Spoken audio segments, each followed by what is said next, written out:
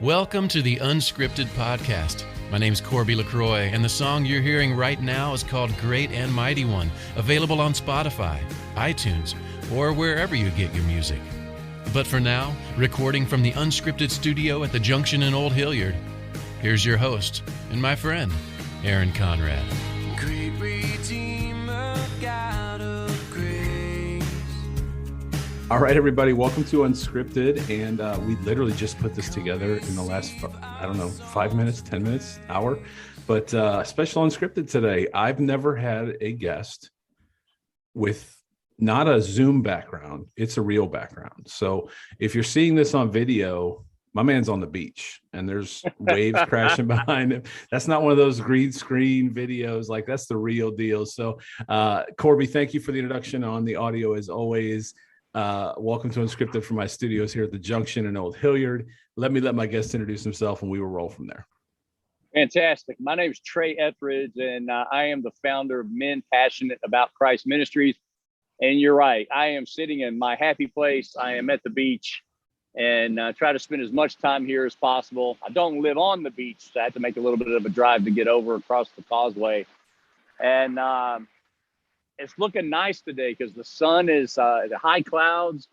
It's a little cool, and it's just phenomenal to be out and just kind of be in God's surroundings. So I appreciate you bringing me on board, brother. Well, you can literally hear the waves crashing in the background. So, all right.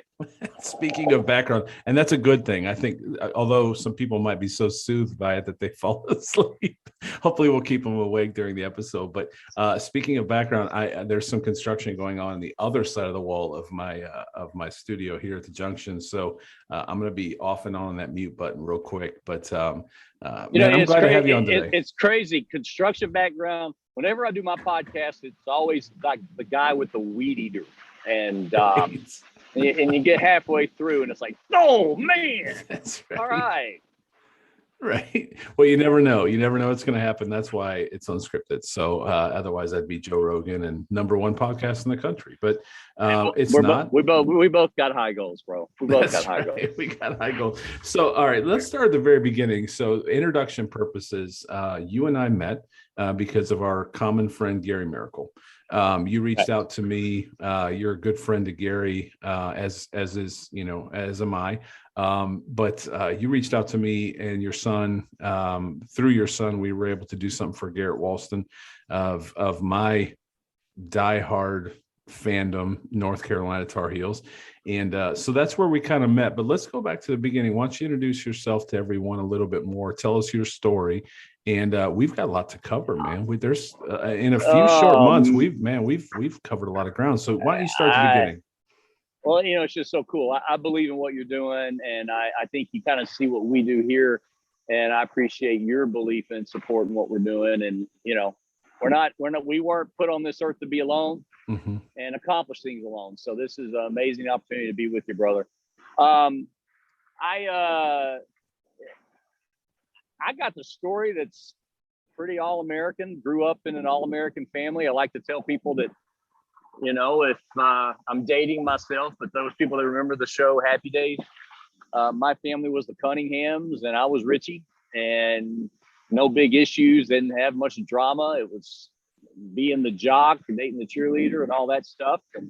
And long story short, I became a Christian when I was 13 years old at a summer camp in the Texas Hill Country, where I grew up in Texas. And from that point forward, I just kind of try to do life on my own. And to give you the Cliff's Notes of everything, and it all came crashing down on me about 10 years ago as I was, I had lost everything. My business had collapsed. I had tried to fill myself with everything in the world but God, everything but Jesus, and everything just fell apart. My marriage, my relationship with my son, my business, I was broke. I had the sheriff's department knocking on my door with foreclosure papers. It was just the bottom. It was a pit that seemed so bottomless. I didn't know how I was going to get out of it. And I, in the condensed version of my testimony, I came home one night. It was the summer before my son's senior year of high school, and he was being recruited. He was a good athlete, being recruited to play both college football and college baseball. And he had some decisions to make. And this was basically the summer before that senior season. And I was my son at some event, and I dropped him off at home. I said, "Hey, I need to run to the supermarket. I'll be back later." And I didn't come home. And I drove for hours crying, screaming out to God. It wasn't long before that my wife came to me and said, "I don't feel safe with you anymore." And it wasn't from a physical perspective. It was from a financial perspective. I made some horrible decisions that affected my family. And I kept them from her. I totally kept secrets from her I shouldn't have kept as far as our financial status. And she wanted to leave me, and I saw it coming. Business failed. Everything about me as a man. For a man, for their wife to come up to you and say, "I don't feel safe with you," that's the stuff, brother, that cuts you. Like that's what we're built for, is to protect. And in any case, I took that drive, was gone a couple of hours, screaming at God.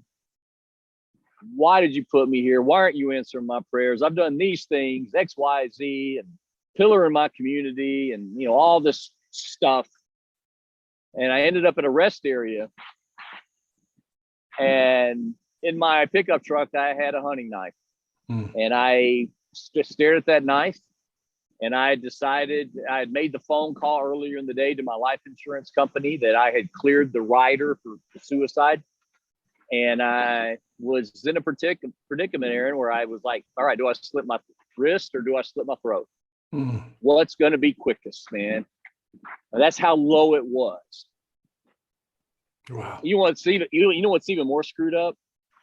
I actually thought, what's going to make the least amount of mess in this truck? Because my son's going to get the truck. Oh my God. I don't want to leave a mess. And then it even got worse than that. In my mind, it was, what's going to leave the most repairable marks, so my mom won't see it while I'm in my casket. I mean, that's where I was, man. And wow. I was in a lonely rest area on Interstate 95 east of Orlando, and screaming out. I had the deceiver in my ear saying, "They're better without you. They can use that money. Your son's going to go play college ball. He's got a senior year of high school. They're going to be better off without you." And I was believing the lie.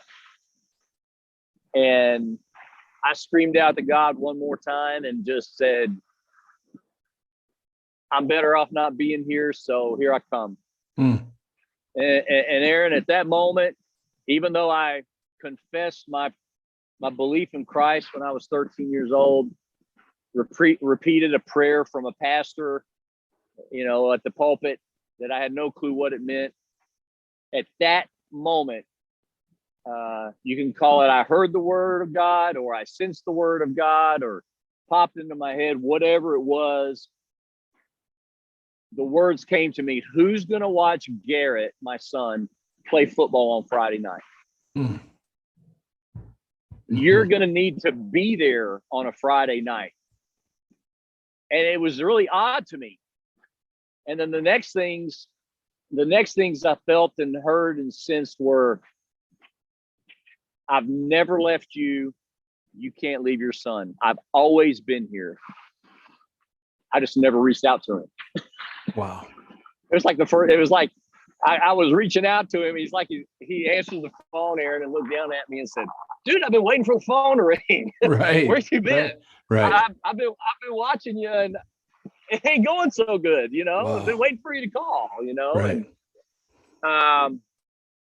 And this sense of the yoke of Jesus and how it's light just started. I just felt things start falling off of me as I purged, and I pretty much purged.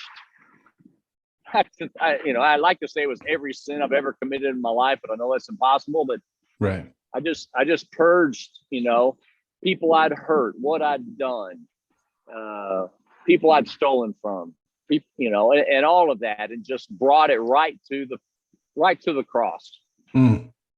And I just felt this cleansing start taking place, right? And then an odd thing happened. My phone rang, and I looked down, and it was one of my best friends, and he was a detective with the Orlando Police Department. And I dreaded answering the phone because all I felt was I answered this phone and I'm just going to hear, "What the hell are you doing, man?" Yeah. You know, and I answered the phone and all I got was, "Hey, brother, I'm missing you right now. Wow. I know what you're going through, and we need to talk. Mm-hmm. But I can't talk to you like this. I got to see you face to face. Mm. So tell me where you are. I'm going to send a cruiser to come pick you up, and it's going to be all right." Wow. And I began weeping, Mm-hmm. and I started purging to him everything I had just purged to God. And this cleansing process continued. And I started feeling better. And I said, "You know, Don," I said, don't send the cruiser. Can you just meet me at home? I was about an hour away from my house. I said, "I'll just drive home." Mm. So I did. And Don was waiting on me, as was an ambulance. A very worried wife who was soon to be my ex-wife, but she was very concerned. My son was freaking out. And they examined me. Went to the doctor the next day, a little therapy. But as I sat down with Don over coffee after that and looked at him and he looked at me and said, "Why didn't you ever tell me these things before? Mm. Why would you let it get that far?" Yeah. And I said, "I was ashamed. Mm.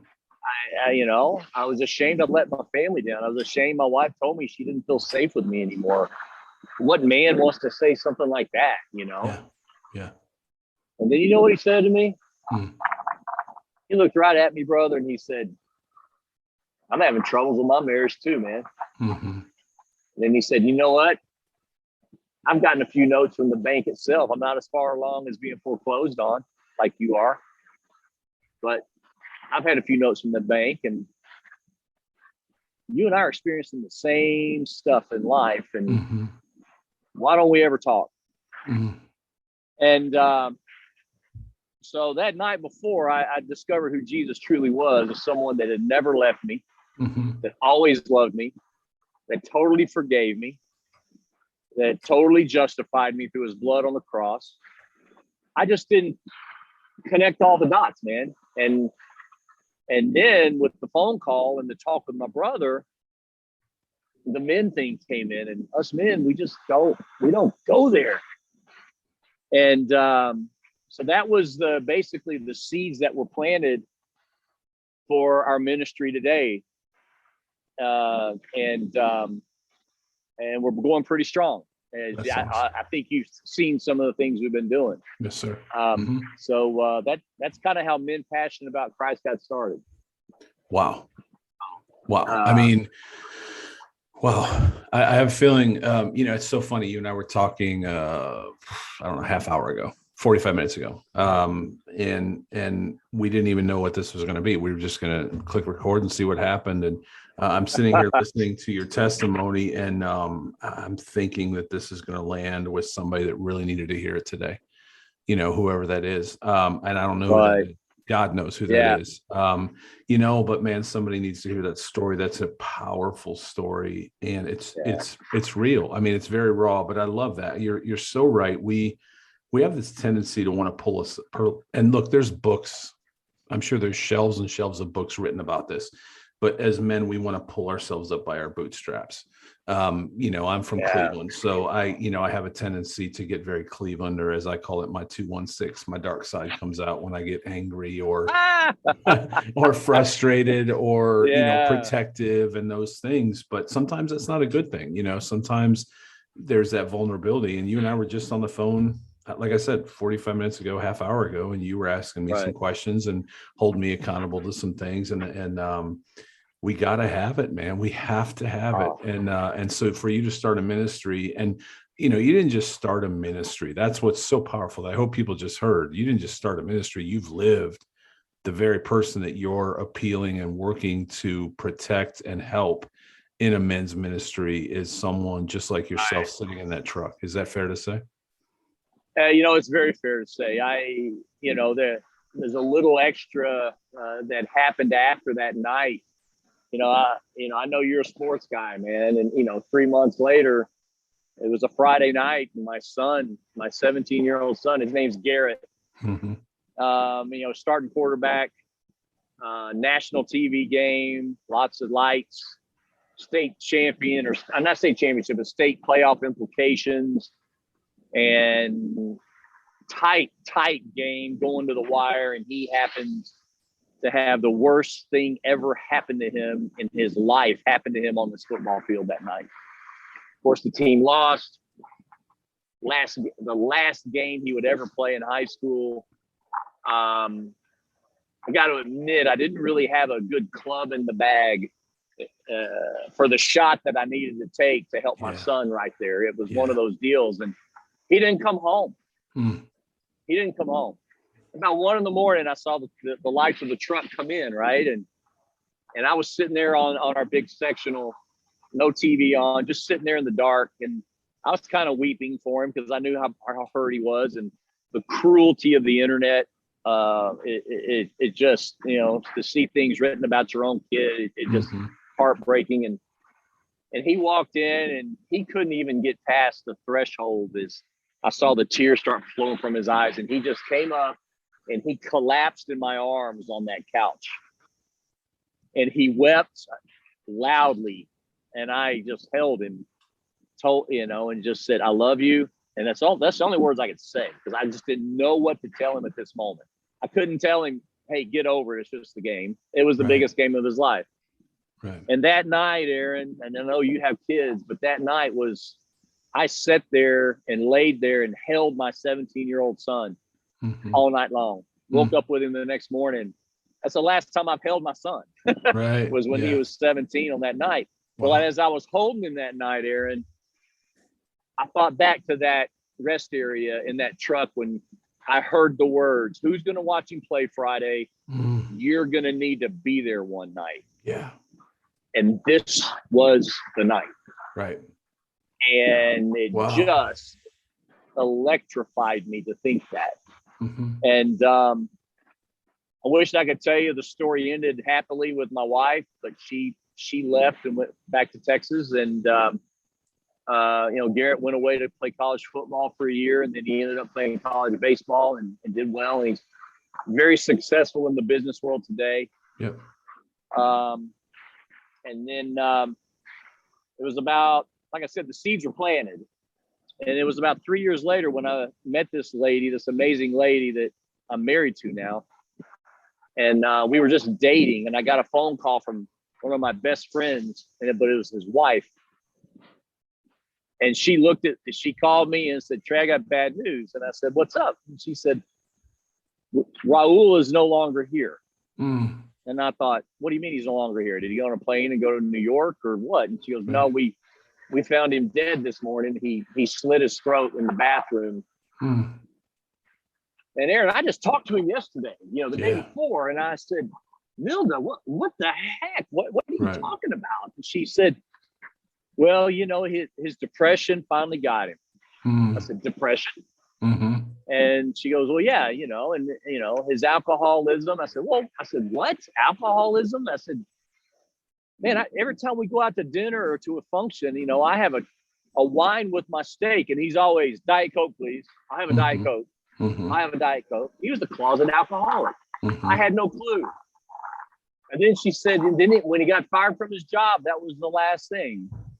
And I said, "I talked to him yesterday, and he said he just had an amazing opportunity to go find another job." And she goes, "Oh, no. He got fired because he was driving the company car and he got pulled over and he was intoxicated." And why did I not know that about one of what I consider great friends? I had no clue, man. Right. And that that was where God told me to, all right, put down the pom-poms. Time for you to get in the game. There are men that need to hear some messages. There are men that need to get real with each other. And that's how MPACT started. You know, it was about a year later after I got married to Donna.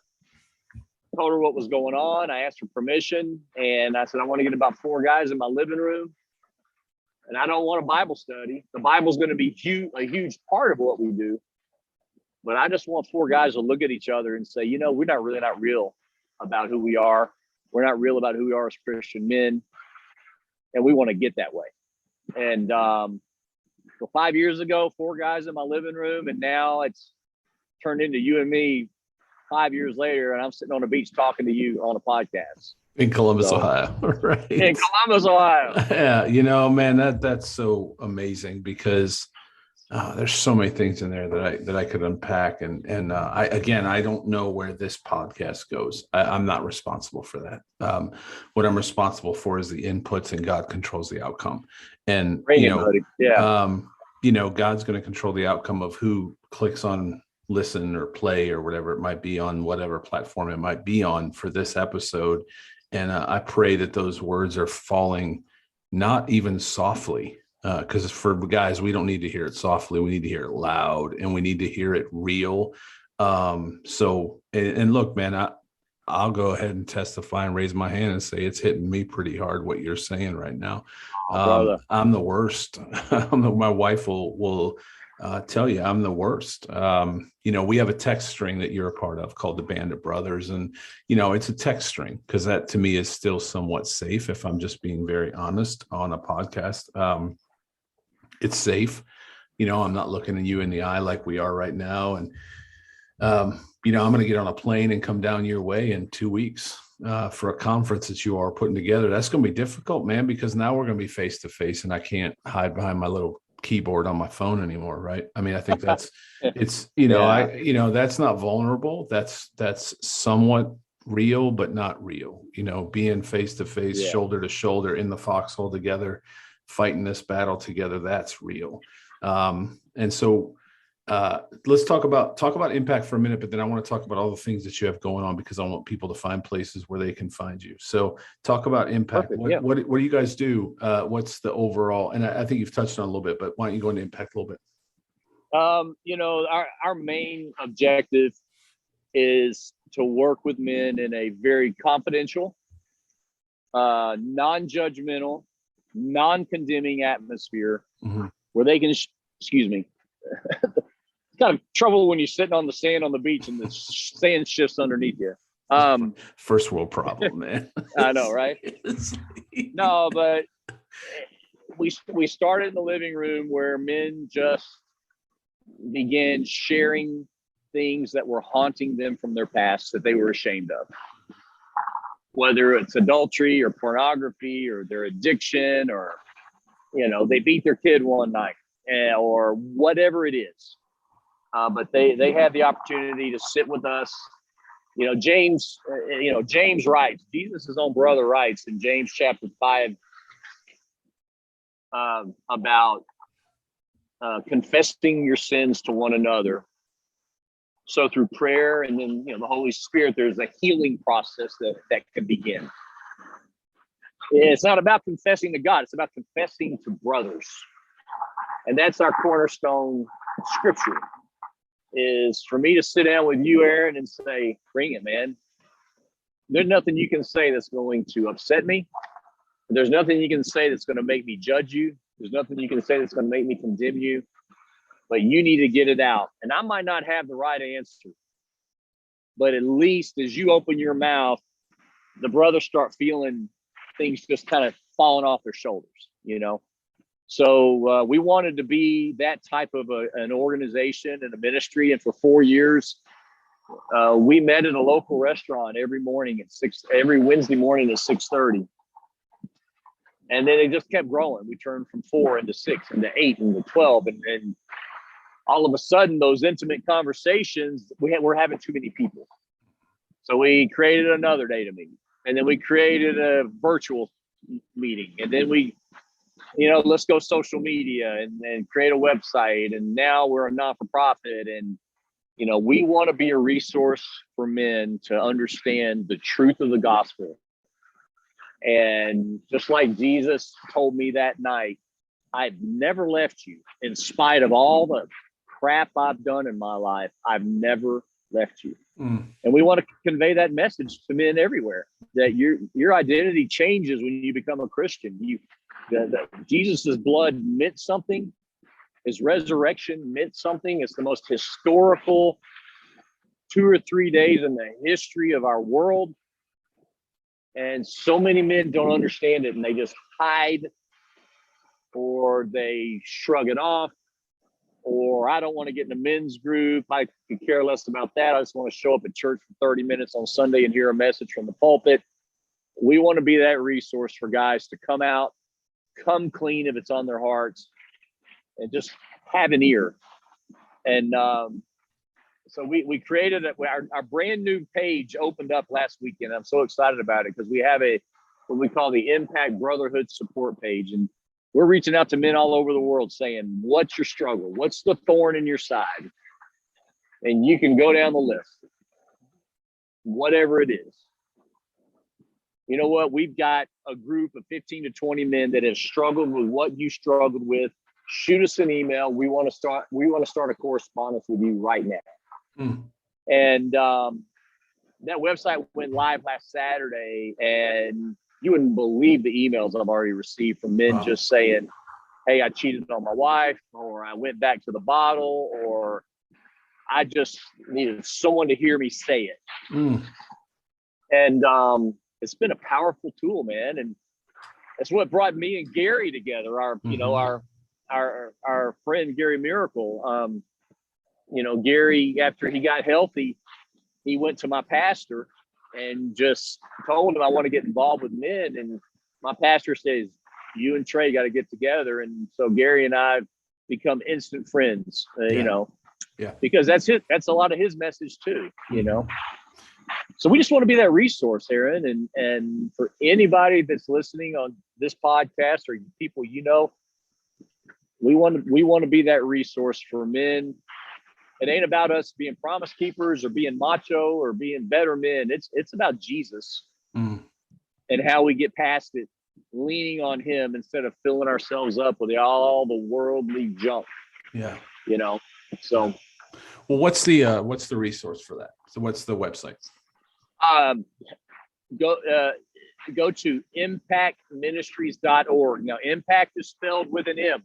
MPACT is an acronym, and I saw you sporting the shirt the other day. But, absolutely, no doubt. The acronym is for Men Passionate About Christ. Okay.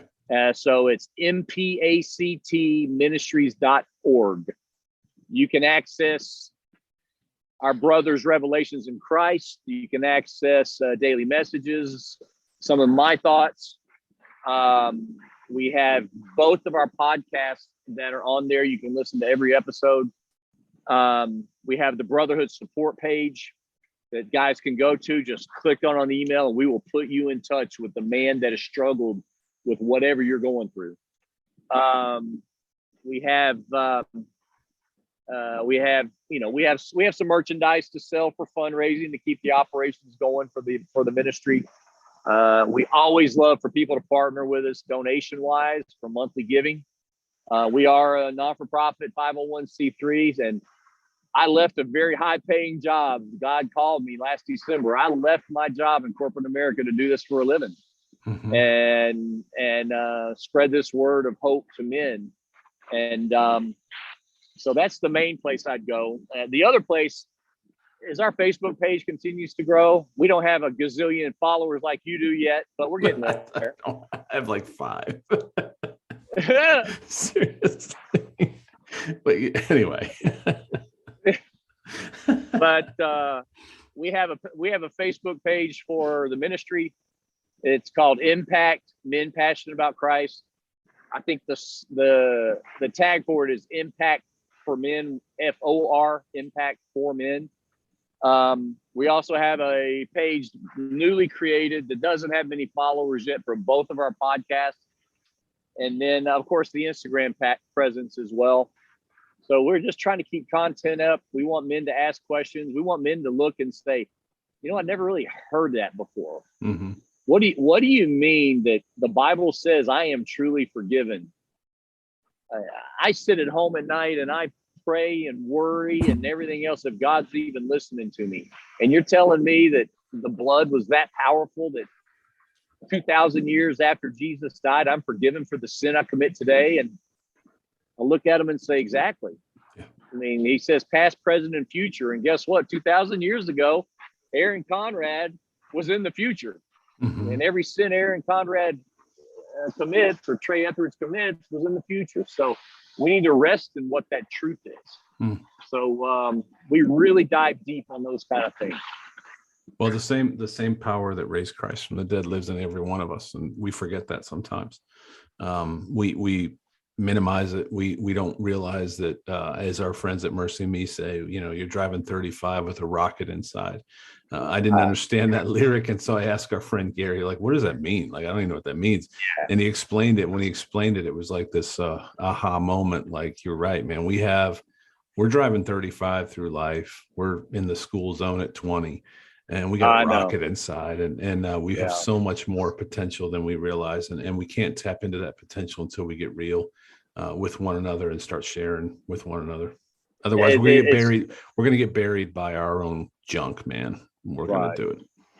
You know, I know you're going this weekend to see, or next weekend to see Mercy Me, aren't you? Yes, sir. The next weekend, yeah. You know, we went last week. You know, when Bart, during a set change, Bart. He brought the gospel beautifully for 15 minutes, and he mentioned Romans 8:11, and that's my money verse. I've got a big money sign next to it in my Bible because I'm coming up on my 3-year anniversary of having to have emergency open heart surgery. Wow. And you know, I woke up the next day, and as I was coming off the drugs and stuff, my wife looked at me and said, "Well, you must really like Romans 8:11." And I said, well, yeah, why? She goes, because you told every doctor, you told every nurse, you told every lab technician, you told everyone that's walked in here, you've looked at them all and said, do you realize if you believe in Jesus, that the very spirit that raised Christ from the dead lives in you? Absolutely. And if you believe that, can you imagine walking around that way every day instead of walking around going, oh man, I wonder if I'm good enough, or oh man, I wonder if he forgave me of that. So that was my testimony from my triple bypass. Like I said, 3 years ago, December. Wow. So, well, man, you have a story, and I think you've got a lot more story, and always can come back because I think we have a lot more to share. And you and I are just getting started. Gary, you and I are just getting started. Gary, Trey, Garrett and I are all just getting started. I think God's putting together something pretty special. We don't even know what that looks like yet, but he does. And what I can't, you know, I know for sure you just mentioned it. So in 2 weeks, I'm going to be down your way. So let's talk about the conference. What's going on with that? Because I know we got a deadline coming up, depending on when people hear this. What is the deadline date? Well, it's going to be a great event. We had a conference planned for last year, and of course, COVID kind of knocked it out. The year before, we had an amazing one. We had a gentleman named Nate Larkin that came out of Nashville, and I love Nate. And it was a little bit different format, but just so powerful. We had men that came out that looked at me and said, Trey, I have never prayed over another man in my entire life, and I'm 60 years old. Why haven't I ever done that? Right. Why haven't I ever put my shoulder around a man and say, let's pray right now to Jesus Christ, you know? So with our ministry and the church that I go to, and they're just so gracious. They let me use the facility to promote my ministry. We have quarterly breakfast, and they're always powerful. We have a couple of hours in the morning for breakfast, but this event called Grace for Man is going to be focusing on exactly what you and I talked about, is what does grace do in our lives? How does it affect us as men? And there's no one better at explaining that than my friend John Lynch. And I called him several months back, and he says, oh man, that's going to be a special night. And so John's coming in. He's going to be our excuse me, our keynote guy, right? I'm going to be the host and keep the things flowing. And I've got a small message, but I'm not taking anything away from John Lynch because his nuggets are far superior than mine. Yeah. And Gary is going to be speaking on Saturday. We have got a special panel of people that are going to be addressing the men that are there. And that special panel are there's going to be a daughter and 2 or 3 wives that are going to be looking at the men and explaining the importance of us knowing who we are in Christ for the benefit of the marriage or being the parent or the household or the spiritual leader type thing. And we're going to have praise and worship. We're going to have some fun and humor. And we're going to have some breakouts where the men can get together in a small group and look each other in the eye and just say, if you've read The Cure, what room am I in right now? Am I in the room of good intentions or am I in the room of grace?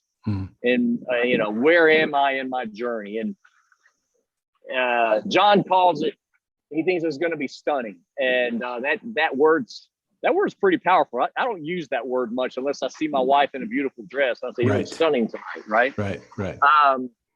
And Gary's message is going to be really powerful because there's so much happening in his life that he's going to share other than surviving what he had to survive. And I'm really looking forward to him talking about that. So the tickets you can go to the website.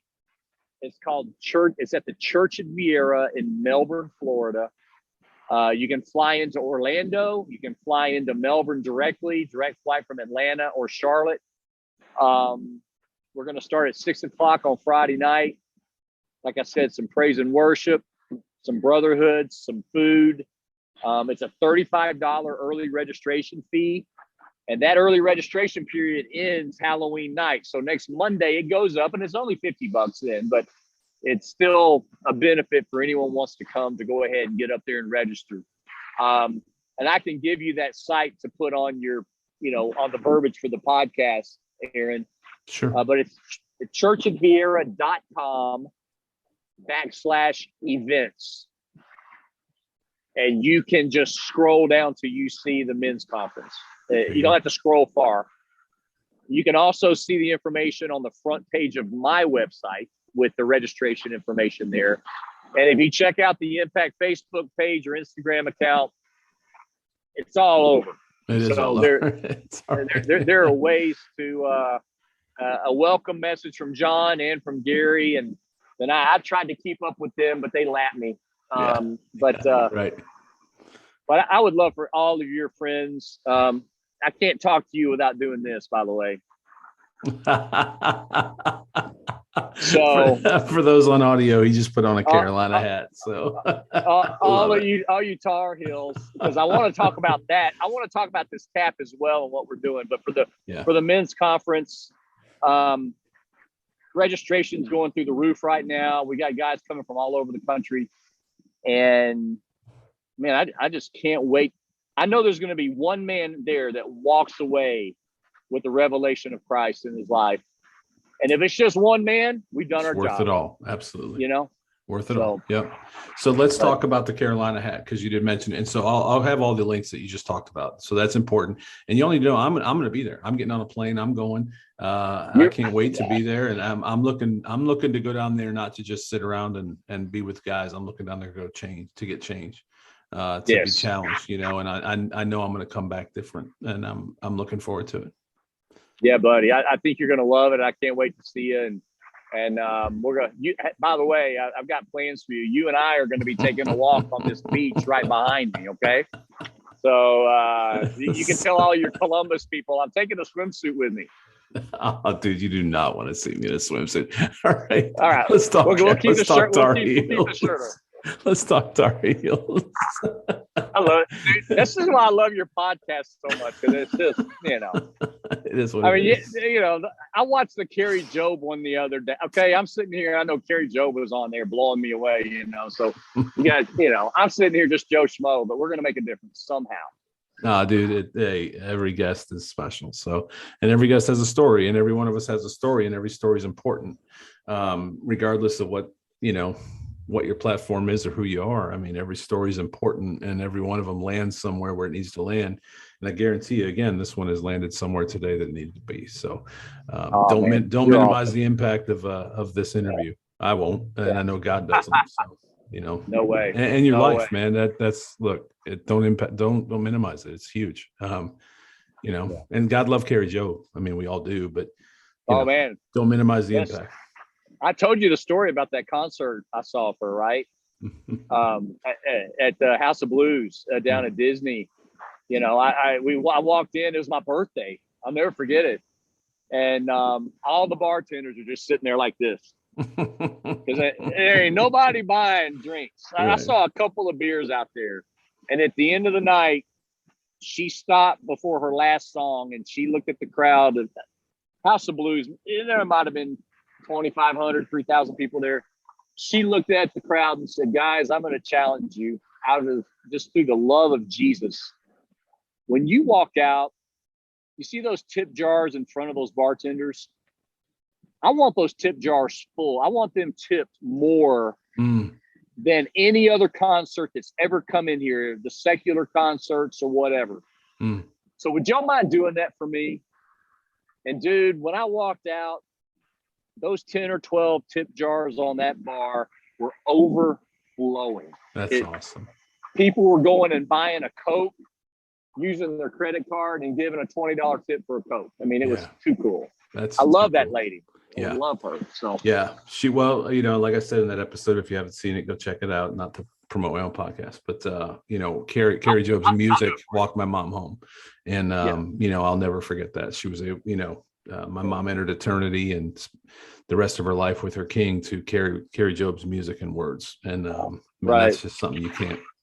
I don't even know.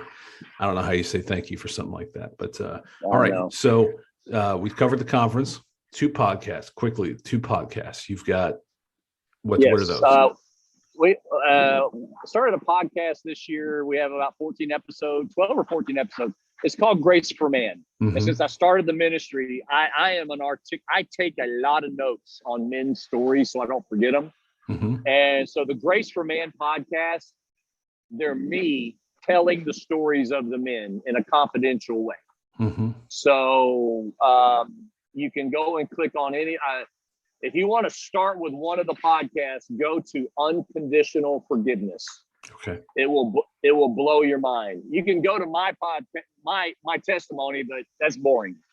But go to Unconditional Forgiveness, Grace for Man. It's on the website, but it's on all the major channels. I use Spotify because it's on my phone. I've always had Spotify, so I use it. Awesome. And then we got an idea, and I think you're going to like this one. I love this one. Yeah, we got this idea, and you're going to meet all these guys when you come down in a couple of weeks, and they're fired up about meeting you. We have 4 pillars of charitable giving for our ministry that we physically serve and we financially support. And one of them is the homeless. It's a rescue mission for men here in Melbourne, Florida. And part of our giving there, we give, but part of our service there is we have a mentoring group every Tuesday night. And these guys are out of prison. They're drug addicts, made some bad decisions. They come from all walks of life, but they're at this place. There's 52 beds here. And I go down there with these 2 guys named Jeremy Sheffy and Michael Thomas. And we also have Tim Schallhorn and a couple of other guys go down. And every time after we get through with these sessions, Aaron, we got about a 30-minute drive home. And the conversations between me and Michael and Jeremy, they are out of this world about, I don't understand how he can't get past these legalistic thoughts. How can we crack this nut that he keeps blaming God for everything? We have these really deep conversations. And Jeremy, who you can't miss, I called Jeremy my bodyguard. He was all conference at West Virginia, played for the San Diego Chargers for a little while. Jeremy just called me one day and said, man, these conversations we have when we're driving home, we should record those because those are. And I said, huh. So the next week we have our session, and I take my backpack, and they don't know it, but my podcast recorder is in my backpack. And I purposely sit in the back of Jeremy's truck. And sure enough, on the way home, man, we start lighting it up. And it's unfiltered. It's just guys talking. We might say we're pissed off about something or whatever.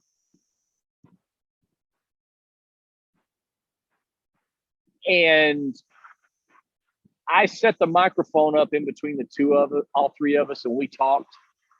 And then the next day I sent it to him and I said, this is what we need to do. 3 or 4 guys sitting around a bar, sitting around a campfire, sitting around a pool, whatever, just having an unfiltered talk about men's issues, and Jesus. And Jeremy said, let's call it the Cussing Christians. So that's the name of our podcast, the Cussing Christians. That's right. And not too many people have been hung up on that yet. And I try to explain it ain't about the title. It's just about the content. And we've had 4 episodes, and each one we get a little better. You know how it goes. When you first start, it sucks a little bit, and then it gets better and better and better. Mm-hmm. So we're having fun with it. So that's the 2 podcasts, Grace for Man and the Cussing Christian. And you can find those on all the platforms, right? All the platforms, or you go to that website I told you earlier, and everything's on the website. So yeah.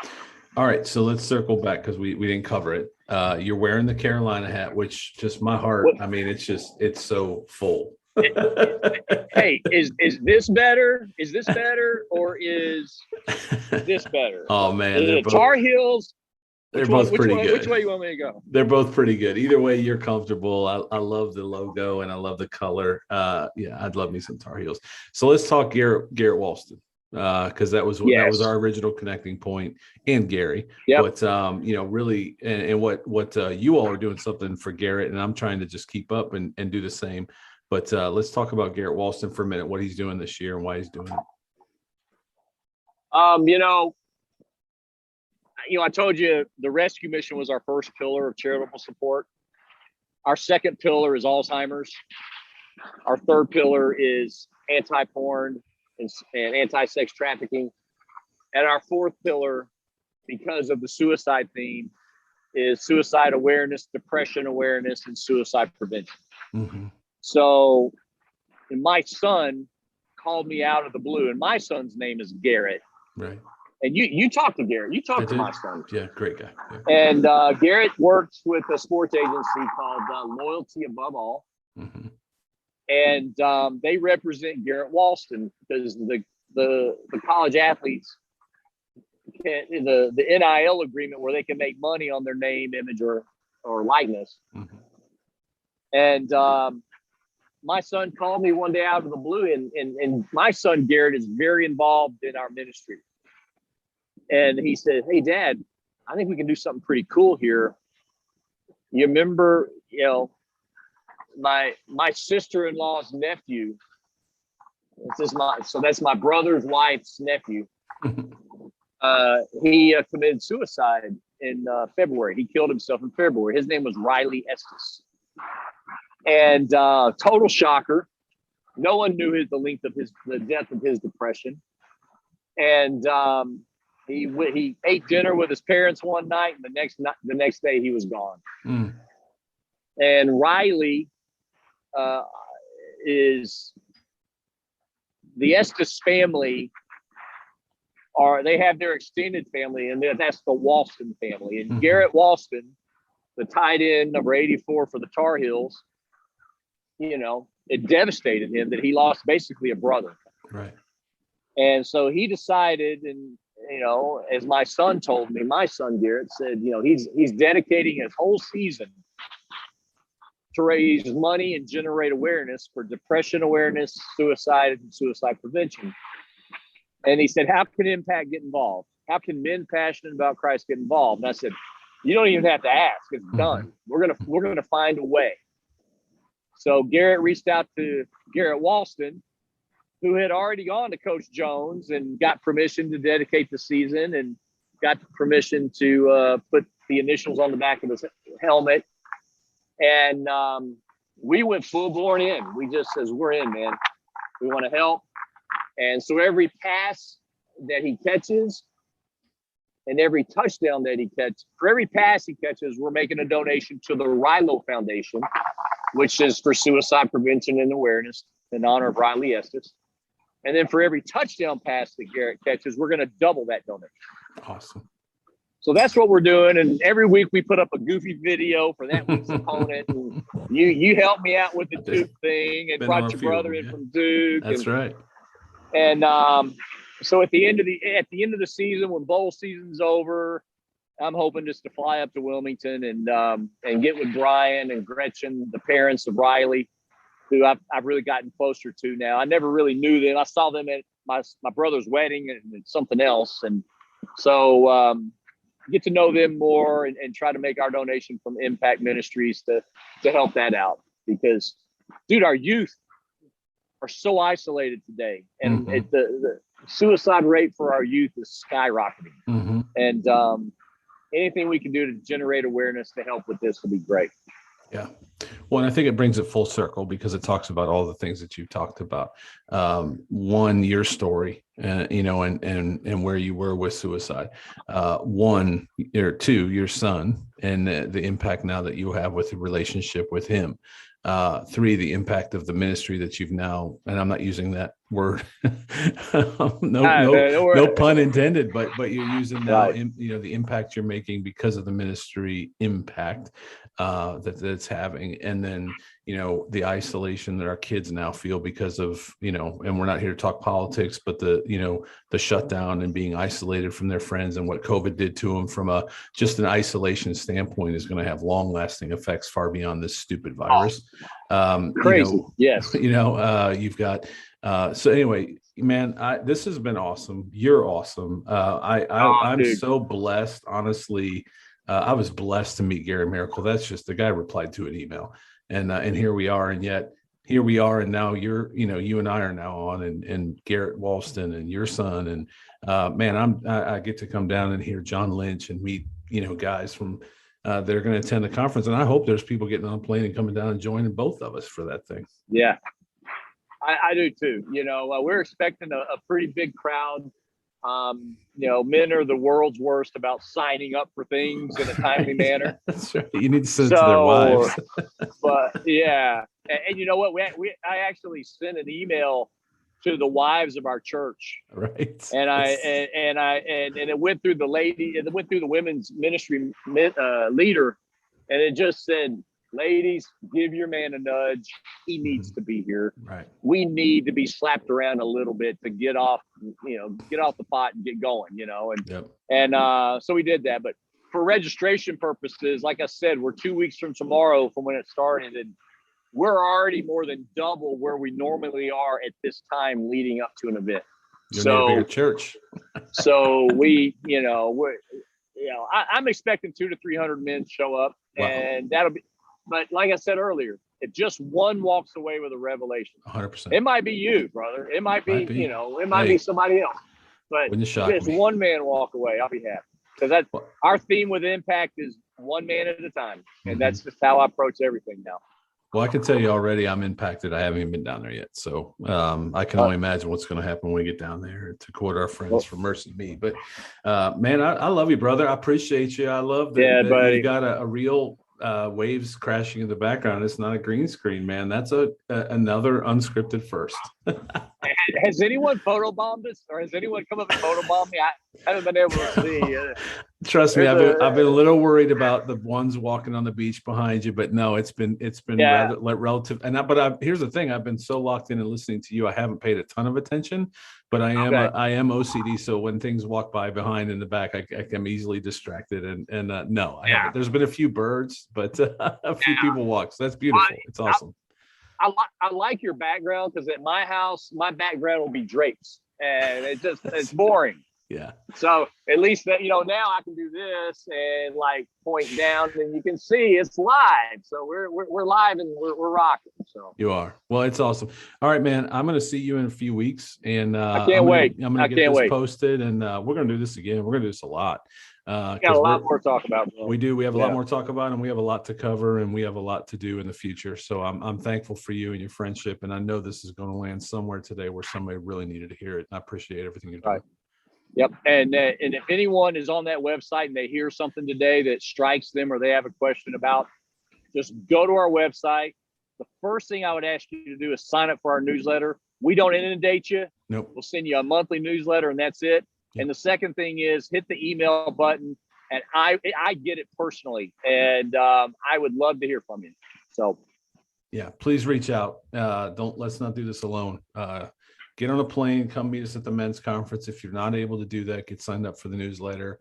And, if you feel something, reach out to email. Let's not do this alone, guys.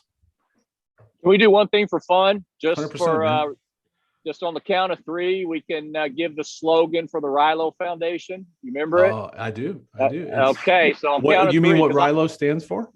No, I want to say that their calling card about fly high. Oh, yeah, no, I'll count of three. Yeah, you can do it. I don't know it off the top of my head. On the count of three, you and me, it's fly high Rilo. I want Brian to hear us, okay? All right. On the count of three, fly high Rilo. I thought you didn't count to three. And do it again. On the count of three. Wait. Because hang on, because look behind you. So just look behind you real quick. When you just ask if you got photo bond, that. So if we're gonna do this, let's do it right. Because if that shows up, God has a sense of humor, bro. I'm dead. Y'all gotta watch the video. All right, wait. Let's do it. Let's do it for the gram. You counted down since you're the host. Right. We'll do it for the gram, but that was definitely not for the gram. All right, ready? 3, 2, 1. Fly high. Rilo. There you go, man. And real quick, what Rilo stands for is reasons I live on, and that's what I thought you were right. talking about. It's reasons I live on, and man, we all have reasons to live on. So thank you for living on, brother. I love you, and I can't wait to see you in a few weeks. Look, counting down the days, man. We're gonna have a great time. All right. To all your listeners, thank you for listening to me. Yes, sir. Anytime, you're always welcome. Talk to you. See you. Bye.